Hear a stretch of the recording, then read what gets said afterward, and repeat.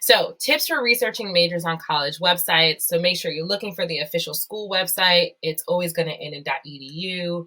Go to the admissions page. It has requirements, dates, campus visit information. The academics page is going to have those majors, minors, certificate, and courses. Look at first year housing if you're going to live on campus. What clubs and organizations do you want to join? Kind of look in that particular piece. It might come up under like student life. And then health and wellness resources. Super important if you're looking for counseling, if you're looking for a gym, what classes do they have at the gym? Do they have a pool? Because for you, pools are just really important to have as well. So go ahead and research the college website. Use a search tool because a lot of times that's really helpful. And just type in what you're looking for. Usually they're powered by like Google or Bing, and so it can usually read your mind anyway. All right.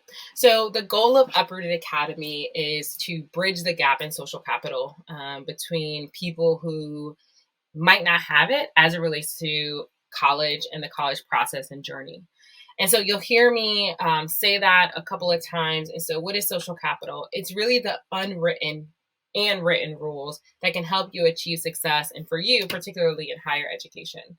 And so what does that mean? The unwritten rules are, for people who have family who've gone to college, they might say, hey, make sure when you get to campus, go to the involvement fair because you want to get involved, you want to meet people. And it's because they have family or friends or teachers who can kind of tell them to do that.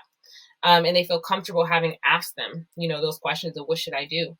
And so for those of you who don't know, you might be in your dorm, you don't even know what's happening because you're not looking for it. So if you're not looking for it, it might not just come your way, right?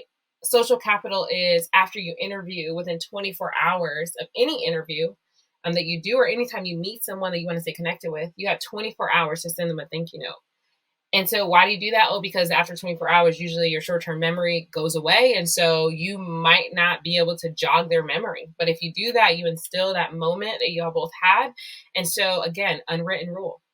So when they're looking for someone for something and you tell them that you do that and that, thank you note of meeting them and reminding them who you are, they might reach out to you. And so you're like, man, I wonder if I can network with this person, but by the time you need them, they don't remember you. So again, there's so many unwritten rules for success. And so the goal of this program is to go ahead and bridge that gap for any of you who feel like you don't have it. Hopefully at the end of this program, you have it, not only for yourself, for your community, and then for the next generation as well.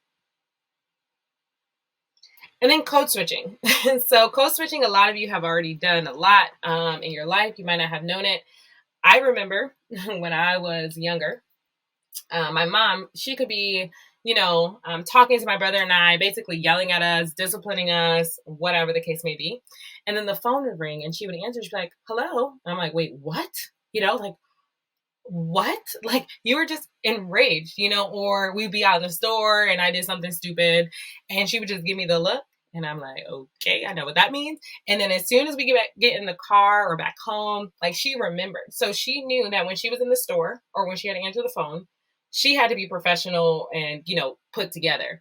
But when that wasn't the case and I needed to be disciplined, she gave it to me. The same is true for me. If you see me around my friends, turn up, right? Like we have so much fun together versus if you see me at work, versus if you're listening to me here, versus if you're with my cycling or surfing community. So I am all me, right? I'm not saying I'm different people, but you know what? The jargon, the language that I use around my surfing community, the things that I talk to them about is going to be different than what I talk about with my close friends.